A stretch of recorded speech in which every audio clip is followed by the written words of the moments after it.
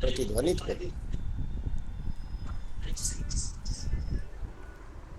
अब आपके समक्ष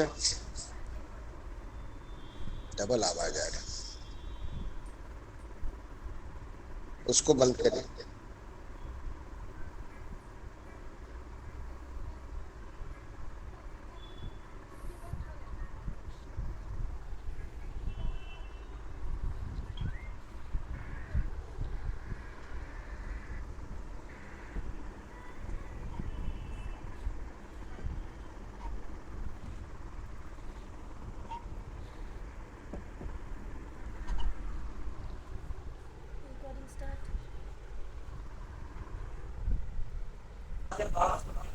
नमो नमः।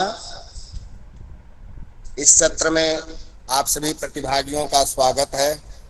उसका आवाज कम कर देते हैं। अब आज इस सत्र में आपको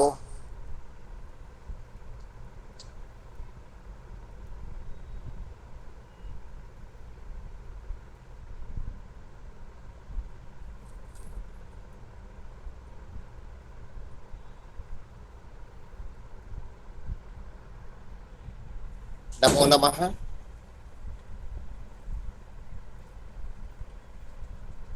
डॉक्टर दिव्या शर्मा जी जुड़ी हैं।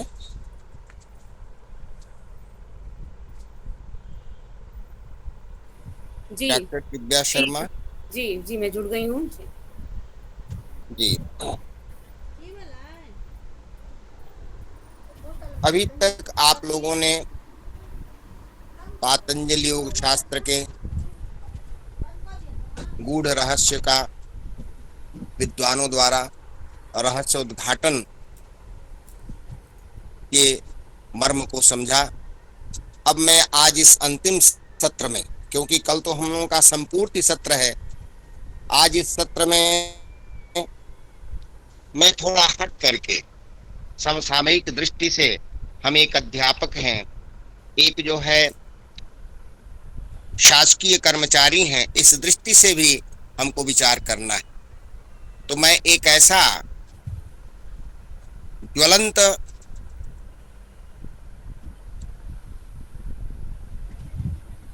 प्रश्न आपके सम्मुख उपस्थापित कर रहा हूं, जिसमें प्रायः हम अध्यापकों को कुछ समस्या होती है। इसके लिए मैंने एक विशेषज्ञ डॉक्टर दिव्या शर्मा जी को आहूत किया है, और आपका विषय है कि old versus new tax regimes. जो वास्तव में जो एक स्लैब बनाया भारत सरकार ने कि पुराना स्लैब और नया स्लैब, इसमें हम लोगों के लिए यह जो है कौन सा स्लैब उपादेय है, इस पर मैंने चर्चा के लिए, व्याख्यान के लिए डॉक्टर दिव्या शर्मा जी का आह्वान किया है। आप सीएम कॉलेज दरभंगा में सहायक आचार्य के पद पर कार्यरत हैं। मैं डॉक्टर शर्मा का बहुत बहुत स्वागत एवं अभिनंदन करता हूं अपने प्रतिभागियों की तरफ से, और मैं आपको अपने व्याख्यान के लिए प्रस्तुत करने के लिए आमंत्रित करता हूं। डॉक्टर दिव्या शर्मा। बहुत बहुत धन्यवाद। आपकी इस महत्वपूर्ण कार्यशाला के अंतिम सत्र में मुझे आमंत्रित करने के लिए मैं इस कार्यशाला के आयोजकों को बहुत बहुत धन्यवाद देती हूँ। साथ ही मैं इस कार्यशाला में जुड़े हुए सभी अभ्यर्थियों का, जितने भी प्रतिभागी हैं, उनका बहुत बहुत स्वागत करती हूँ। एक लौकिक विषय के बारे में आज चर्चा होगी। अभी तक आपने आध्यात्मिक जो भी आपका विषय है सांख्य योग, उसके विषय में आप लोगों ने जानकारी ली। आज एक थोड़ा हल्का फुल्का लौकिक विषय जो सभी के जीवन से बहुत ज्यादा जुड़ा हुआ है, सभी इससे प्रभावित होते हैं, पर अक्सर जो है मन में बहुत सारी आशंकाएं होती हैं, शंकाएं होती हैं इस विषय के बारे में, और जिनका निराकरण जो है पूर्णतया नहीं हो पाता है। तो मैं ऐसे कुछ विषय का आपके सामने सम्मुख प्रस्तुतिकरण करूंगी, जिससे आपकी शंकाओं को मैं दूर कर सकूं, जितने आसान तरीके से हो सके उतने आसान तरीके से। तो मेरे साथ जुड़े रहने के लिए धन्यवाद। मैं स्क्रीन शेयर करूंगी। shall be sharing the screen now.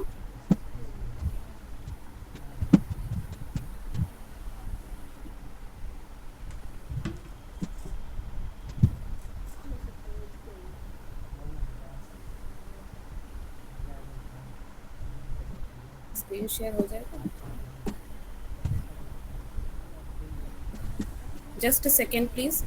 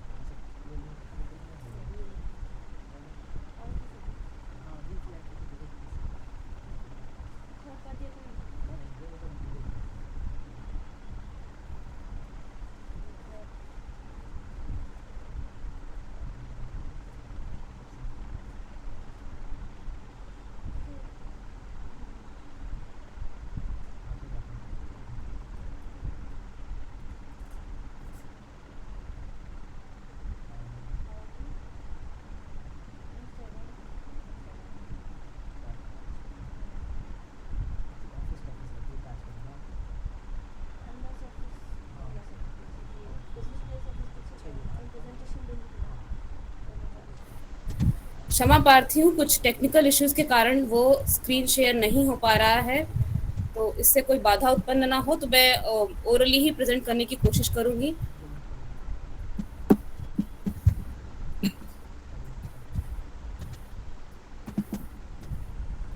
तो स्क्रीन तो नहीं दिख रहा है, मैं प्रयास करूंगी कि आपको जो विषय है उसके बारे में मैं संक्षेप में बता सकूं. जी मैडम, अगर आप मोबाइल को ऑन करके भी अगर कर सके तो मोबाइल में आसान ऑप्शन दिख रहा है, लैपटॉप के साथ मोबाइल से भी प्रेजेंट कर सकते हैं, स्क्रीन शेयर हो जाएगी. ओके, मैं प्रयास करती हूँ. आप मुझे 2 मिनट का समय दीजिए, बस मैं 2 मिनट में इसको करती हूँ.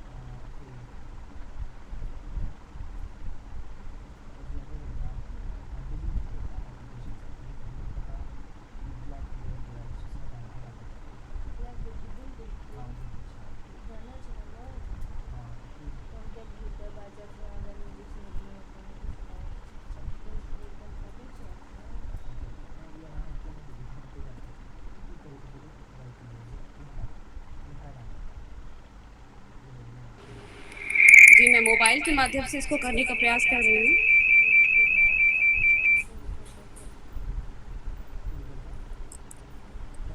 तो मैं आपको 1 सेकेंड, मुझे एक बार चेक कर लीजिए मेल पे वो आ गया है कि नहीं.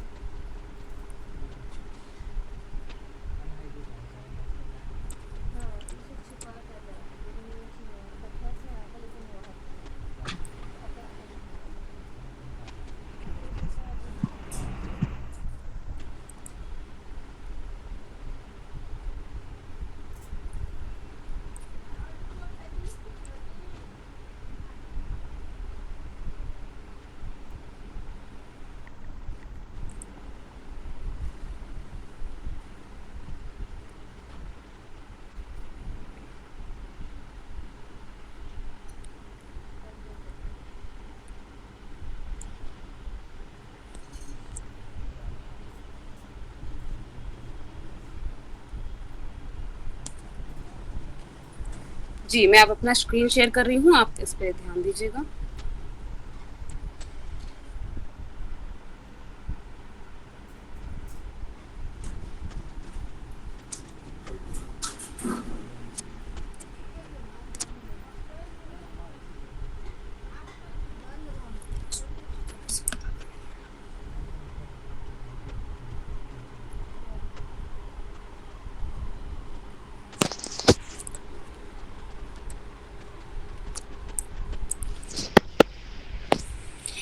Old versus new tax regime. यहाँ आप देख सकते हैं,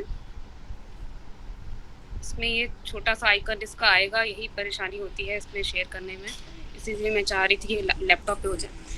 हम जो अपना इनकम टैक्स कैलकुलेट करते हैं, अगर आप में से किन्हीं व्यक्तियों ने ये इनकम टैक्स अगर स्वयं कैलकुलेट कभी किया हो, तो हम जानते हैं कि हमारी जो इनकम होती है वो 5 हेड्स में बांटी जाती है, जिसको हम कहते हैं income from salary, income from house property, capital gains, business and profession and other income.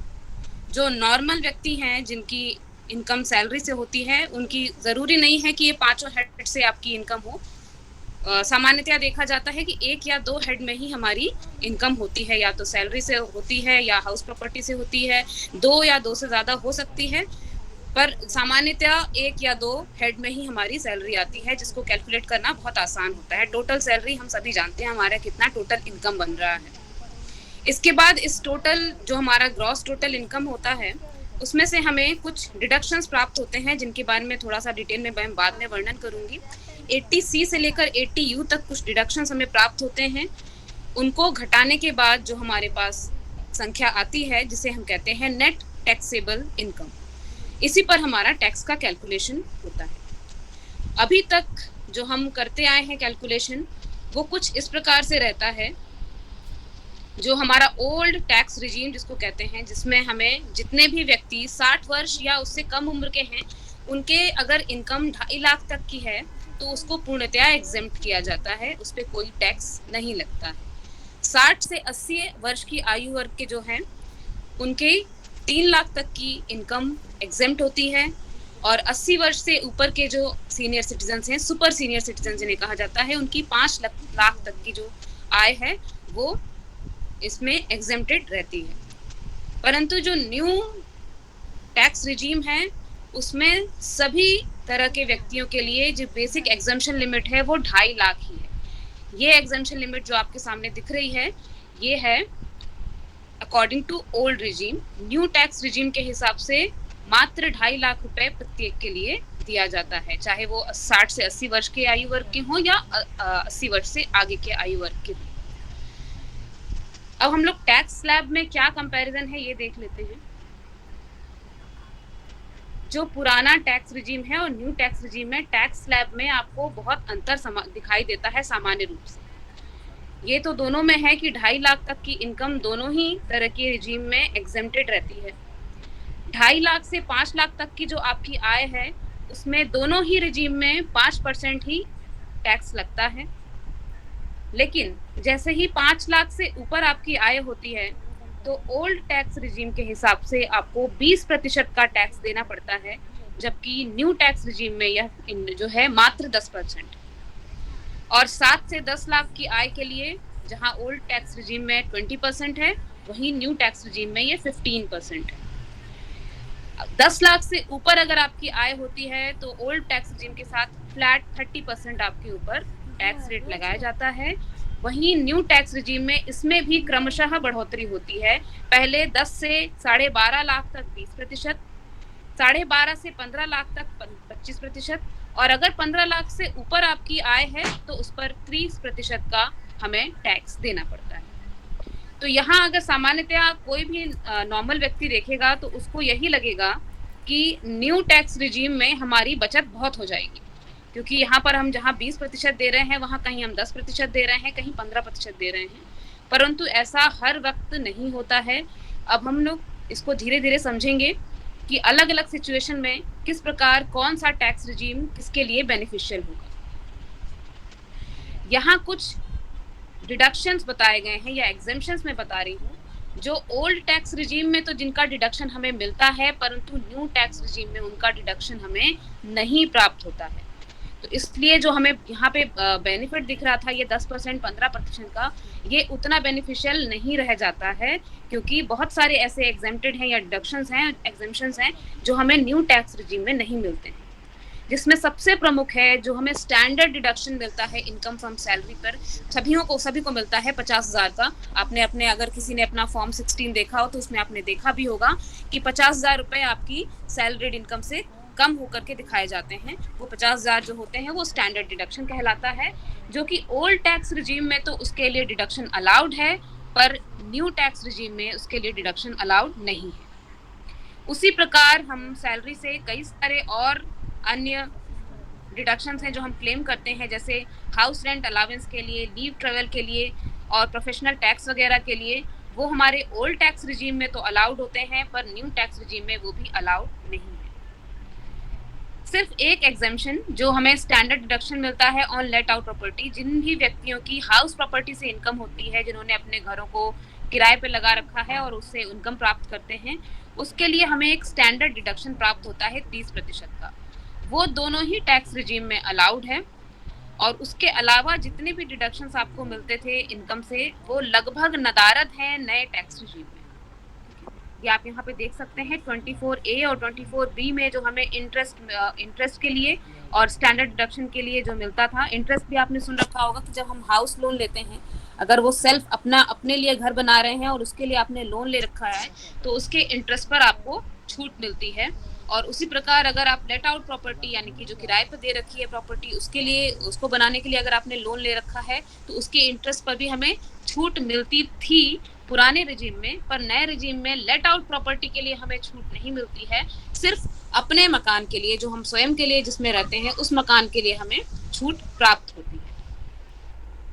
आगे चलें तो हम सामान्यतया लगभग सभी व्यक्ति जो सैलरीड हैं, वो 80C, 80CCD, इन सब में कुछ कुछ बचत करके अपने टैक्स को बचाने का प्रयास करते हैं। तो ये सारे में से 80C का जो होता है, जिसमें आपको 1.5 लाख का बचत का फायदा मिल सकता था ओल्ड रिजीम में, नई रिजीम में आपको किसी प्रकार का कोई फायदा नहीं मिलता है। सिर्फ एक चीज जो डिडक्शन होता है हमारा 80CCD में एनपीएस के कंट्रीब्यूशन के लिए, इसमें 50,000 का आपको फायदा दोनों ही रिजीम में मिलता है, नई रिजीम में भी मिलता है और पुरानी रिजीम में भी मिलता है। तो पुरानी रिजीम में हमारे पास हो जाता था 1.5 लाख 80C का और 50,000 80CCD का, यानी कि 2 लाख रुपए की हम बचत कर लेते थे। वहीं नई टैक्स रिजीम में सिर्फ आप मात्र 50,000 की बचत कर पाएंगे।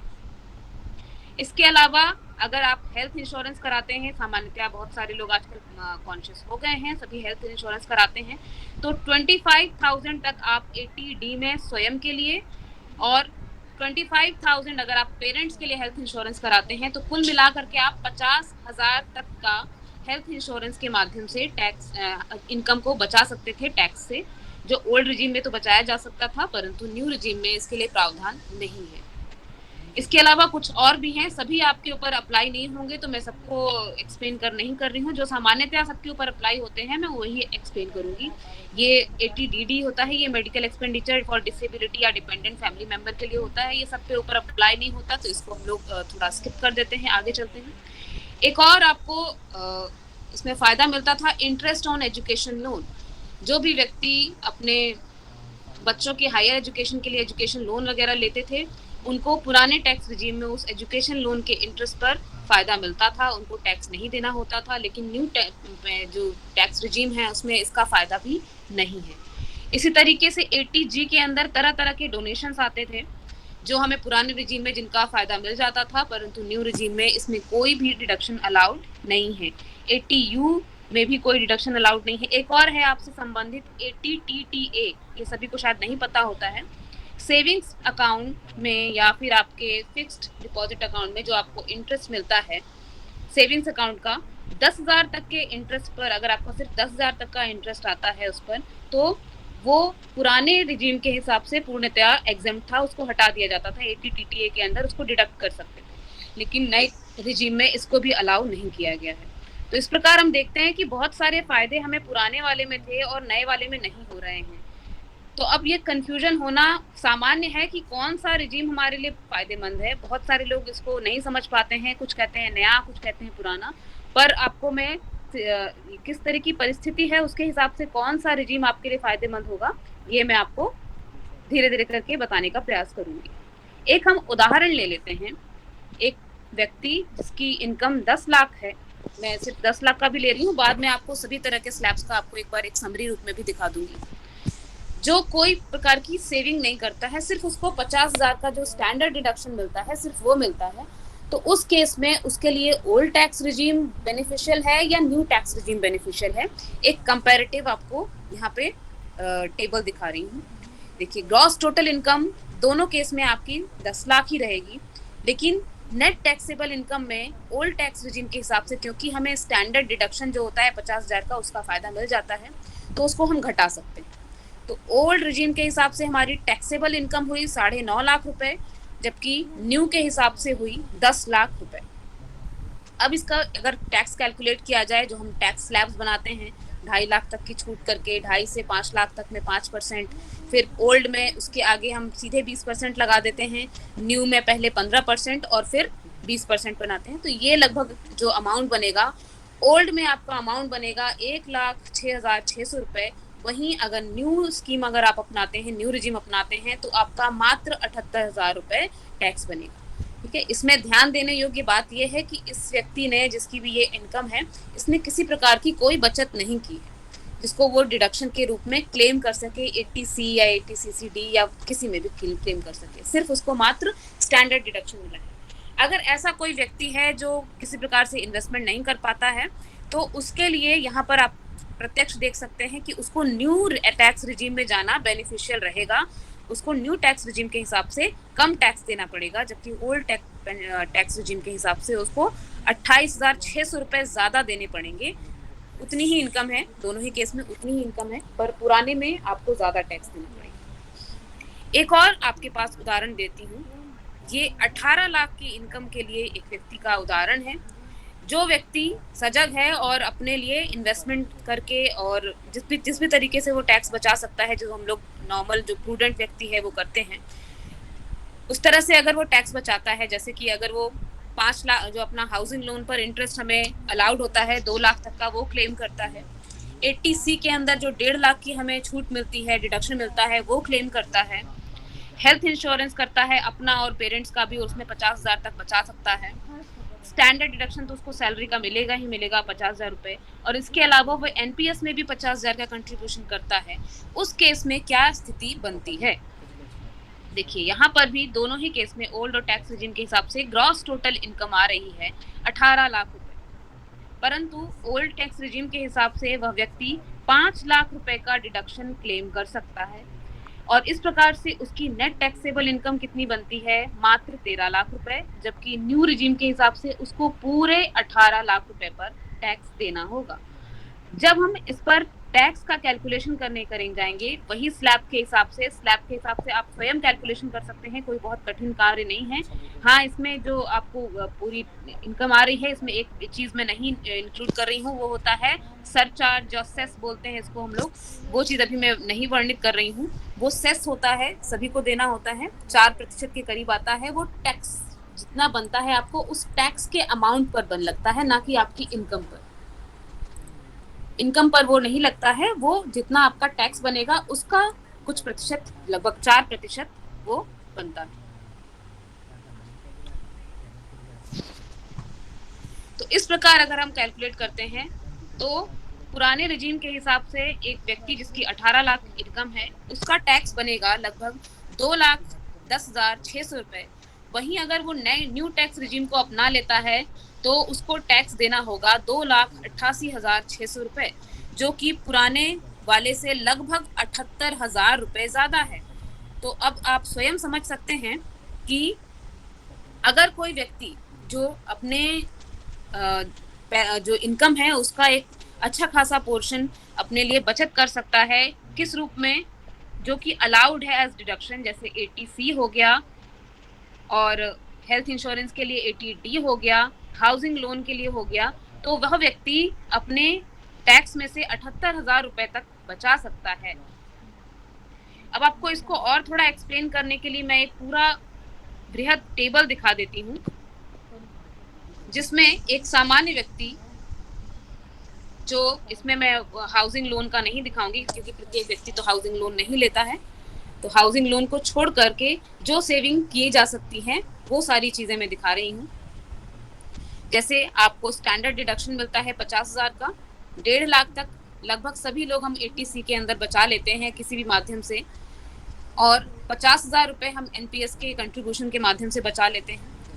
और 80CCD में यहाँ मैं मात्र 25,000 ले रही हूँ हेल्थ इंश्योरेंस के लिए, कि कोई ज़रूरी नहीं है कि आप अपने माता पिता का भी इंश्योरेंस कराएं, सिर्फ मान लीजिए हेल्थ इंश्योरेंस 25,000 तक का है।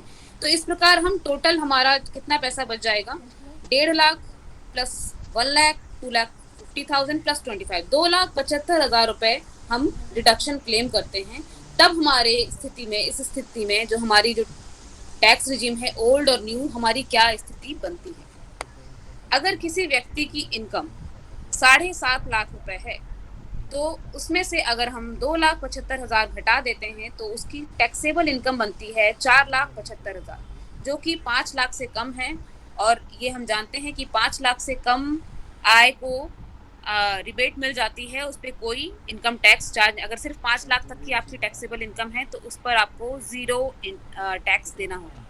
लेकिन ये फ़ायदा आपको न्यू रिजीम में नहीं मिलेगा, क्योंकि न्यू रिजीम में आपको किसी प्रकार का कोई डिडक्शन नहीं मिल रहा है, तो आपकी पूरी की पूरी 7.5 लाख की इनकम वो टैक्सेबल मानी जाएगी, और उस केस में आपको उस पर लगभग 39,000 रुपये टैक्स देना पड़ेगा, जो पूर्णतः आपके लिए लॉस होगा। वहीं अगर 10 लाख तक की इनकम है तो इस पर ओल्ड टैक्स के हिसाब से आपकी टैक्सेबल इनकम बनेगी, आप उसमें से 2,75 स्वयं घटा सकते हैं, 7,25,000 रुपये।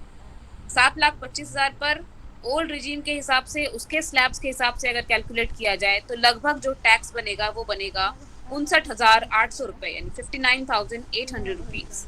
वहीं न्यू रिजीम के हिसाब से पूरी की पूरी जो आपकी इनकम है 10 लाख वो टैक्सेबल होगी, और उस पर टैक्स बनेगा 78,000। इसी प्रकार आप देख सकते हैं क्रमशः जैसे जैसे आपकी इनकम बढ़ती जा रही है वैसे वैसे आपका फायदा तो थोड़ा सा कम होता जा रहा है ओल्ड रिजीम में, पर फिर भी ये बेनिफिशियल है न्यू रिजीम के हिसाब से। तो कहने का आशय पूरा संपूर्ण, जिसको हम कह सकते हैं समरी, ये है कि अगर आप अपने जो भी टैक्सेबल इनकम है, जो ग्रॉस इनकम है, उसमें से जो भी डिडक्शंस अलाउड हैं 80C में, 80D में, अगर वो आप कर सकते हैं, उसके लिए प्रावधान कर सकते हैं, अपनी इनकम में से बचा सकते हैं, तो आपको आंख मूंद कर ओल्ड रिजीम में जाना चाहिए, ना कि न्यू रिजीम में। न्यू रिजीम में वही व्यक्ति अप्लाई कीजिए, या न्यू रिजीम को वही लोग अडॉप्ट करें जिनके पास किसी वर्ष हो सकता है, देखिए ये भी इसमें एक ऑप्शन है कि आप कोई भी रिजीम अपना सकते हैं किसी वर्ष। ऐसा नहीं है कि एक बार आपने न्यू रिजीम अडॉप्ट कर लिया तो आप ओल्ड पर नहीं जा सकते, या ओल्ड अडॉप्ट कर लिया तो न्यू पर नहीं जा सकते। इंडिविजुअल्स को जो है गवर्नमेंट ने ये फ्रीडम दी है कि वो किसी भी वर्ष कोई भी रिजीम अडॉप्ट कर सकते हैं, वो उस वर्ष के लिए ही लागू होगी, अगले वर्ष आप चाहें तो बदल भी सकते हैं। तो किसी वर्ष हो सकता है किसी को पैसों की ज़रूरत ज़्यादा हो, वो सेविंग्स ना कर पाए, तो उस वर्ष के लिए वो न्यू रिजीम को अडॉप्ट करके फिर पुनः अगले वर्ष में ओल्ड रिजीम पर भी जा सकता है। ये कॉर्पोरेट वर्ल्ड के लिए ये प्रावधान नहीं है, उनके लिए जो रिजीम वो एक बार चुनेंगे उनको सर्वदा उसी के हिसाब से टैक्स देना पड़ेगा, लेकिन जो इंडिविजुअल टैक्स पेयर्स हैं उनको ये बेनिफिट है कि वो किसी भी वर्ष कोई भी रिजीम चुन सकते हैं। अब हम एक कंपैरिजन और कर लेते हैं कि अगर कोई व्यक्ति बिल्कुल ही बचत नहीं कर पाता है तब उसको क्या होगा, फायदा होगा, किस रिजीम में फायदा होगा, किसमें नुकसान होगा। एक एग्जांपल तो मैंने आपको पहले दिया था, उसी के हिसाब से मैं अलग अलग इनकम पर आपको फायदा और नुकसान दिखा देती हूँ। इसमें पहला वाला जो है टेबल में वो आपकी एनुअल इनकम का कॉलम है। स्लैब रेट्स आपको दिख रहे होंगे, ओल्ड के न्यू रिजीम के हिसाब से पहले दिया गया है, ओल्ड के हिसाब से बाद में दिया गया है फोर्थ कॉलम में। तो 2.5 लाख तक की इनकम तो सबको पता है, दैट इज एग्जेम्प्ट। 5 लाख तक की भी एकदम नेट इनकम अगर आपकी होती है 5 लाख या 5 लाख से कम, तो उस पर भी कोई टैक्स नहीं लगेगा दोनों के हिसाब से। लेकिन 5 लाख से ऊपर जैसे ही होता है वो 7.5 लाख जैसे हुआ, तो उस पर न्यू के हिसाब से आपको 37,500 रुपये देने पड़ेंगे, जबकि ओल्ड के हिसाब से क्योंकि आपने कोई बचत नहीं की है तो आपको 62,500 रुपए देने पड़ेंगे। तो इस केस में क्योंकि आपने कोई बचत नहीं की है, तो आपको 25,000 रुपए का लगभग नुकसान होगा। ये लगभग में फिगर है, एकदम एग्जैक्ट फिगर नहीं है, क्योंकि इसमें मैंने कहा ना, इसमें हम सरचार्ज वगैरह को अभी या सेस को नहीं जोड़ रहे हैं। फिर अगर 8 लाख तक की इनकम है तो आप उसी प्रकार देख सकते हैं, न्यू के हिसाब से आपको 45,000 देने होंगे, जबकि ओल्ड के हिसाब से 72,000 देने होंगे। इसी प्रकार क्रमशः आप देख सकते हैं। अगर आप कोई सेविंग नहीं करते हैं और आप न्यू रिजीम अपनाते हैं, तो लगभग आप 75,000 तक की बचत कर सकते हैं अपने टैक्स में। 75,000 से ज़्यादा की बचत आपकी नहीं हो पाएगी, चाहे आप कुछ भी कर लीजिए। वहीं आपने ओल्ड रिजीम में देखा था, हम 78,000 तक की बचत कर ले रहे थे। तो ये सिचुएशन बेस्ड है, ये कोई फिक्स नहीं है कि इस व्यक्ति को ये रिजीम अपनाना चाहिए, उस व्यक्ति को वो रिजीम अपनाना चाहिए। जिस वर्ष जिस व्यक्ति की जैसी सिचुएशन हो, वो उस रिजीम को चुने। स्वयं प्रबुद्ध होकर के चुनना चाहिए। स्वयं जानकार होना अच्छी बात होती है। कई बार हम दूसरों पर डिपेंडेंट हो जाते हैं, कई बार अल्प ज्ञान के कारण, कई बार अधूरे ज्ञान के कारण, कई बार हमें भ्रमित कर दिया जाता है। तो उस केस में भ्रमित ना हो, आपको स्वयं पता है कि किस समय किस वर्ष हम क्या कर सकते हैं। अगर हम बचत कर सकते हैं, अगर हमने 2-2.5 लाख रुपए जो बचत के विभिन्न साधन है उनके माध्यम से अगर हमने बचा लिए हैं, तो हमें आंख मूंद करके ओल्ड रिजीम पे जाना चाहिए। न्यू रिजीम को बिल्कुल छूना भी नहीं चाहिए। न्यू रिजीम में तभी जाएं जिस वर्ष आपको बचत नहीं हो पाई है, तब आप उस वर्ष में जा सकते हैं। हो सकता है किसी वर्ष ऐसी आवश्यकता पड़ जाए जिसमें आपका जो बचत आप 80C के में करते हैं या 80D में करते हैं वो नहीं हो पाती है, तो उस वर्ष के लिए हम जरूर न्यू टैक्स रिजीम को अपना सकते हैं। अब इसमें हम थोड़ा सा कंपैरिजन कर लेते हैं प्रोज एंड कॉन्स, यानी कि फायदे और नुकसान का। ओल्ड न्यू रिजीम में के क्या फायदे हैं और ओल्ड रिजीम के क्या फायदे हैं, ये मैंने अभी तक डिस्कस नहीं किए हैं। मैंने मोटा मोटा डिस्कस किया था कि हाँ इसमें किसको क्या चीज़ लेनी चाहिए, लेकिन इसके फायदे नुकसान क्या हैं। प्रोज यानी कि फायदे, नए रिजीम के क्या फायदे हैं पहले ये देख लिए जाएं। इसका सबसे पहला फायदा तो ये है कि reduced tax rates and compliance. ये नया रिजीम बिल्कुल ही एकदम सरल बना दिया गया है। जिनको कुछ भी टैक्स का ज्ञान ना हो वो भी समझ सकता है कि मेरे कितने % पर कितना लगेगा। ओल्ड वाले में क्योंकि कई तरह के डिडक्शंस अलाउड होते हैं, तो कौन सा घटेगा कौन सा नहीं घटेगा, इसमें बहुत ज़्यादा दिमाग लगाना पड़ता है। जबकि न्यू रिजीम में इस तरीके का कोई प्रतिबंध है ही नहीं कि क्या आपको डिडक्शन मिलेगा, नहीं। एकदम साफ साफ है, क्लियर है कि कितनी इनकम होगी तो कितना % आपको देना है। तो इसने सरलीकरण कर दिया है पूरे टैक्स सिस्टम का।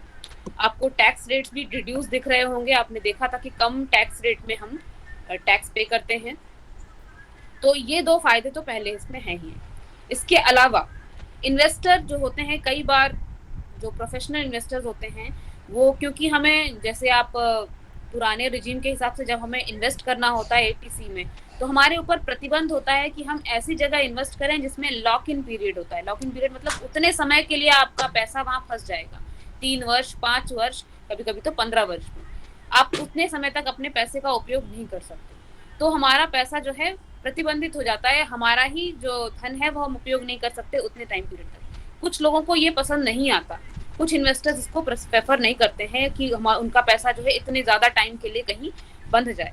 तो उन इन्वेस्टर्स के लिए जो है न्यू रिजीम ज़्यादा फायदेमंद होती है। तीसरा इसका फायदा है इंक्रीज्ड लिक्विडिटी। लिक्विडिटी का मतलब तरल धन आपके हाथ में ज़्यादा रहता है, टैक्स पेयर के हाथ। आप अपनी इच्छा से अपनी आय को खर्च कर सकते हैं। किसी साल हो सकता है आपके घर में कोई आयोजन हो रहा हो जिसमें आपको कुछ एक्स्ट्रा पेमेंट करनी पड़ जाए, तो उस वर्ष अगर आप न्यू टैक्स रिजीम अपनाते हैं तो वो आपके लिए बेनिफिशियल होगी। किसी के घर में भी कोई भी शादी ब्याह तरह तरह के आयोजन होते रहते हैं, कोई आयोजन है जिसमें आपको एक्सेस में खर्चा करना पड़ जाता है, तो उस केस में लोन लेने की बजाय हम अपनी ही इनकम का उपयोग क्यों ना करें। तो उस वक्त हम नए टैक्स रिजीम को अपना सकते हैं बिल्कुल आराम से। फिर तीसरा है इसका लास्ट जो फायदा है, इसमें ऐसे और भी फायदे हो सकते हैं पर जो मुख्य फायदे हैं वो मैं गिना रही हूँ। चौथा है flexibility to customising the investment choice. अब आपके ऊपर प्रतिबंध नहीं है कि आपको इन्हीं प्रतिभूतियों में या इन्हीं जगह अपने पैसे को लगाना है। आप अपने हिसाब से अगर इन्वेस्टमेंट करना चाहते हैं तो किसी भी प्रतिभूति में जो ज़्यादा फायदेमंद है वहाँ लगा सकते हैं। क्योंकि हमने देखा है कि जो पुराने ओल्ड स्कीम में जहाँ हम अपने इन्वेस्ट करते हैं, जैसे PPF हो गया या NPS हो गया, वहाँ पर हमारे लिए जो रिटर्न मिलता है वो बिल्कुल फिक्स्ड रेट होता है। रिस्क तो कम होता है उसमें, लेकिन फिक्स्ड रिटर्न मिलता है, काफ़ी कम होता है मार्केट से। अगर आप शेयर मार्केट में उस चीज़ को लगाते हैं, अगर आप सजग इन्वेस्टर हैं तो आप उससे कहीं ज़्यादा रिटर्न मार्केट से प्राप्त कर सकते हैं। तो ऐसे केस में ये नया टैक्स रिजीम आपको फ्लेक्सिबिलिटी प्रोवाइड करता है कि आप अपने मन से जिस भी इंस्ट्रूमेंट में चाहें, जिस भी जगह चाहें अपना इन्वेस्टमेंट कर सकते हैं, अपने धन को वहां लगा सकते हैं। तो ये आपको एक तरीके की स्वतंत्रता प्राप्त हो जाती है अपने धन के ऊपर। अब इसके फायदे तो हैं, पर आप इसके नुकसान भी आप जानते हैं कि इसका नुकसान कब है कि अगर आपने बचत कर रखी है तो उस केस में अगर आप जो न्यू टैक्स रिजीम है उसको अपनाते हैं तो क्या होगा, आपको फायदा होने के बजाय नुकसान हो जाएगा। आप ज्यादा टैक्स पे कर रहे होंगे ओल्ड टैक्स रिजीम के मुकाबले। एक और इसका नुकसान है, ओल्ड टैक्स रिजीम में हमें जबरदस्ती बचत करवाई जाती है। ठीक है, कुछ लोगों को पसंद नहीं आता है कि जबरदस्ती हमें 1.5 लाख रुपए यहाँ बचाने पड़ रहे हैं, 50,000 वहां बचाने पड़ रहे हैं। पर ये रिटायरमेंट के बाद यही धन या कोई आकस्मिक कुछ ऐसी जरूरत पड़ जाती है तब यही धन काम आता है। न्यू टैक्स रिजीम में क्योंकि स्वतंत्र छोड़ दिया गया है तो कई लोग इन्वेस्ट नहीं भी कर सकते हैं, सारा का सारा पैसा खर्च भी कर सकते हैं। उस केस में अगर उनके ऊपर कोई विपत्ति आपत्ति आती है जिस समय उनको अधिक पैसे की जरूरत है तो उस समय फिर उनको लोन लेने के अलावा या कहीं किसी से कर्ज लेने के अलावा कोई और ऑप्शन नहीं बचता है। जबकि ओल्ड टैक्स रिजीम में क्योंकि आपको कंपल्शन के रूप में उतनी बचत कराई ही जाती है प्रति वर्ष, तो हमारे पास एक अच्छी धनराशि एकत्रित हो जाती है अपने रिटायरमेंट के समय तक, जिससे हम बाकी अपने जो जरूरतें हैं रिटायरमेंट के बाद की, चाहे घर बनाना हो या जो भी करना हो, वो हम कर सकते हैं। तो ये इसके मुख्य नुकसान भी हैं नए टैक्स रिजीम के, और यही ओल्ड रिजीम के फायदे हैं। ओल्ड रिजीम में क्या होता है, आपको टैक्स सेविंग के लिए तरह तरह के इंस्ट्रूमेंट मिलते हैं। ये ओल्ड टैक्स के रिजीम के कुछ फायदे हैं, प्रोज हैं। और इवेंचुअली जब आपको घर में कोई शादी ब्याह है या किसी के एजुकेशन पे खर्च करना है या कोई हाउस प्रॉपर्टी घर बनाना है या कभी मेडिकली खर्चा आ गया तो आपके पास एक संचित धन रहता है जिसका उपयोग आप इन कार्यों के लिए कर सकते हैं। तो ये बहुत बड़ा फायदा है ओल्ड रिजीम का। पर ओल्ड रिजीम के नुकसान भी कुछ हैं। देखिए, ओल्ड रिजीम उनके लिए फायदेमंद है जो अपना आसानी से बचत कर सकते हैं, लेकिन कुछ ऐसे लोग भी होते हैं जिनके लिए बचत कर पाना संभव नहीं हो पाता है। जैसे कि ओल्ड सीनियर सिटीजन हो गए, सीनियर सिटीजन या सुपर सीनियर सिटीजन है, उनको फिर उस समय बचत करने की क्या आवश्यकता है।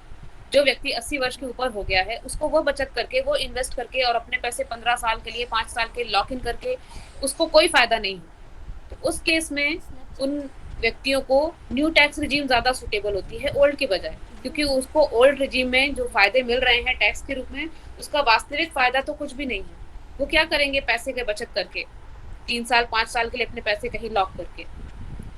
तो ऐसे इन्वेस्टर्स जो फ्लेक्सिबिलिटी को पसंद करते हैं या ऐसे इन्वेस्टर्स जो उतनी बचत नहीं कर पाते हैं या ऐसे इन्वेस्टर्स जिनके लिए बचत की कोई आवश्यकता ही नहीं है, उनके लिए ओल्ड रिजीम कोई फायदे की बात नहीं थी। उसमें जबरदस्ती उनसे बचत करवाई जाती थी और टैक्स बचाने के नाम पर, जो कि अल्टीमेटली उनके लिए बेनिफिशियल नहीं थी।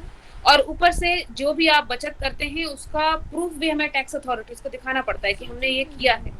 जबकि न्यू रिजीम में क्योंकि कोई हमने इन्वेस्टमेंट किया भी नहीं और ना ही हमें कुछ ऐसे पत्र या अथॉरिटीज को कोई ऐसे डॉक्यूमेंट्स दिखाने की जरूरत है, प्रूफ दिखाने की जरूरत है कि हमने इन्वेस्ट किया है कि नहीं किया। हम पूर्णतया स्वतंत्र हैं अपने इन्वेस्टमेंट के लिए। जबकि ओल्ड में जो है जब भी आप जो टैक्स रिटर्न भरते हैं तो हमें जो है इन्वेस्टमेंट का प्रूफ भी साथ में देना पड़ता है।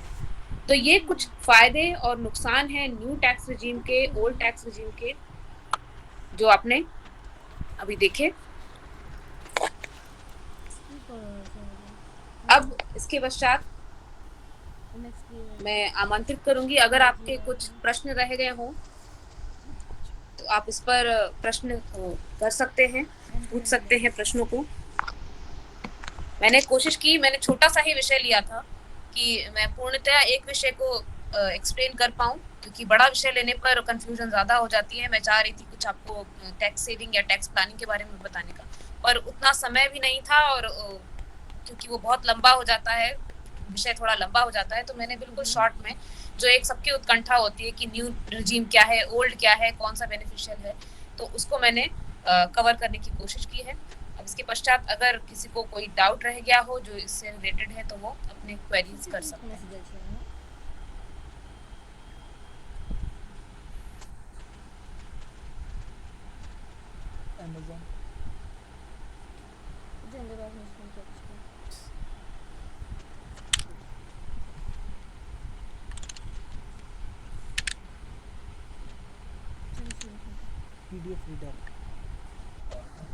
यदि कोई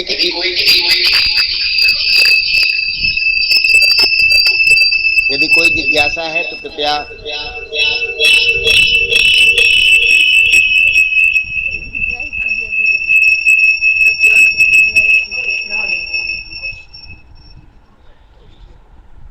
जी मैम, सादर प्रणाम। जिज्ञासा है तो आप हाँ प्रश्न पूछ सकते हैं। हाँ, आपने एक जगह बताया मैम कि जैसे हेल्थ इंश्योरेंस के बारे में एक बार चर्चा की आपने किसी संदर्भ में। जी जी तो जी अक्सर हम जब अपने ऑफिस में LIC आदि पॉलिसी की जो रसीद है जमा करवाते हैं, और जी हम ये सोच कर ही हम ये विचार के ही जमा करवाते हैं कि हमें टैक्स में छूट मिलेगी। पर जी। जैसे आपने बताया कि इसमें मतलब इसका कोई लाभ नहीं, हेल्थ के बारे में एक प्रसंग था ऐसा जिसको मुझे ध्यान नहीं। लाभ वो नहीं है जिसको उसकी आवश्यकता नहीं है। जैसे अगर कोई 80 वर्ष के ऊपर का व्यक्ति है, उसके लिए बचत करना कोई लाभप्रद नहीं है। वो तो अपने ऊपर खर्च करे, मतलब उस वक्त तो ऐसा समय होता है कि जितनी इनकम करे उसको खर्च करने का समय होता है, तो उस व्यक्ति के लिए वो लाभप्रद नहीं है। लेकिन सामान्य व्यक्तियों के लिए तो बहुत लाभप्रद है। जैसे हम आप हैं, हमारी सैलरीड इनकम है, हम इसमें से एक जो LIC के लिए हम डिडक्शन लेते हैं 1.5 लाख रुपए का, तो हमारे लिए तो ऑब्वियस सी बात है, ये इट इज वेरी बेनिफिशियल, हमें तो बिल्कुल लेना ही चाहिए। जी जी मैम, जी धन्यवाद। और हेल्थ इंश्योरेंस अलग होता है, लाइफ इंश्योरेंस अलग होता है। हेल्थ इंश्योरेंस के लिए हमें अलग से छूट मिलती है 25,000 रुपए की। आप अगर हेल्थ इंश्योरेंस कराते हैं, लाइफ इंश्योरेंस के लिए तो आपने 80C में छूट लेंगे आप 1.5 लाख की। हेल्थ इंश्योरेंस के लिए आप अलग से 25,000 तक का छूट ले सकते हैं अगर आपने हेल्थ इंश्योरेंस करा रखा है तो। अगर उसमें 25,000 का आपने प्रीमियम दिया है तो आप उतने की अलग से छूट ले सकते हैं। वो 1.5 लाख से अलग होगी, एक्स्ट्रा होगी। जी जी मैम, धन्यवाद।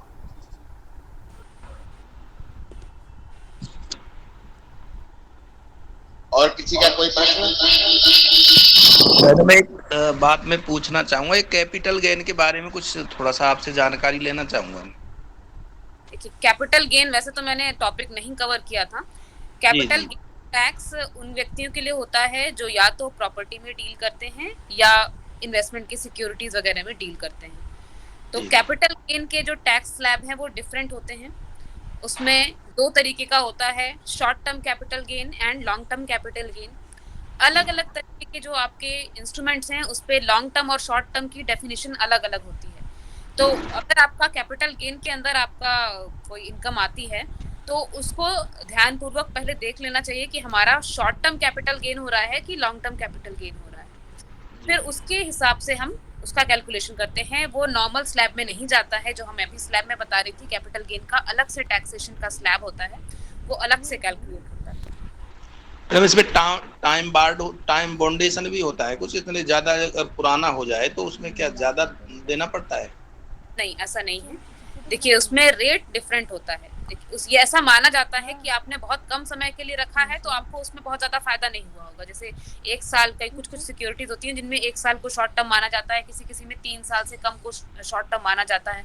तो अलग अलग तरह के जो आपके इन्वेस्टमेंट्स हैं उसमें अलग अलग समय को शॉर्ट टर्म और लॉन्ग टर्म माना जाता है। तो शॉर्ट टर्म में ये अज्यूम किया जाता है कि उतने शॉर्ट टर्म में आपने ज्यादा फायदा नहीं लिया होगा, इसलिए रेट जो है कम होती है।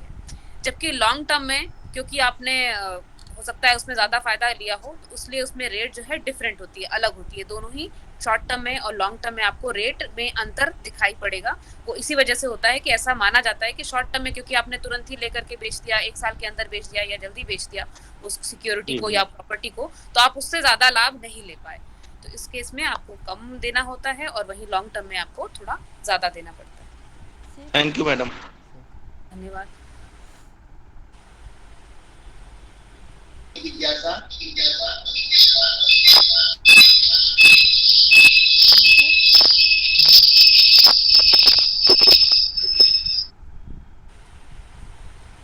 डॉक्टर विद्या शर्मा जी, आपने मेरी कार्यशाला में पधार कर अपना व्याख्यान प्रस्तुत किया और अर्थसंख्यान कराया। ये हम लोगों के लिए प्रसन्नता की बात है और बहुत बहुत आभार प्रदर्शन हम प्रतिभागियों की तरफ से। बहुत बहुत धन्यवाद। अब सत्र का हम समापन करते हैं और कल हम लोग मुझे आमंत्रित करने के लिए बहुत बहुत धन्यवाद। आप सभी का। 3 बजे तक संपूर्ण सत्र में हम जुड़ेंगे शांति पाठ के साथ। इस सत्र का समापन करते हैं। सर्वे भवन्तु सुखिनः। सर्वे सन्तु निरामया सर्वे भद्राणि भद्राणि पश्यन्तु मा मा कश्चित् कश्चित् दुःखभाग् दुःखभाग् भवेत्। भवेत्। ओम ॐ शांति शान्ति शान्ति शान्तिः। हरि ओम। नमो नमः।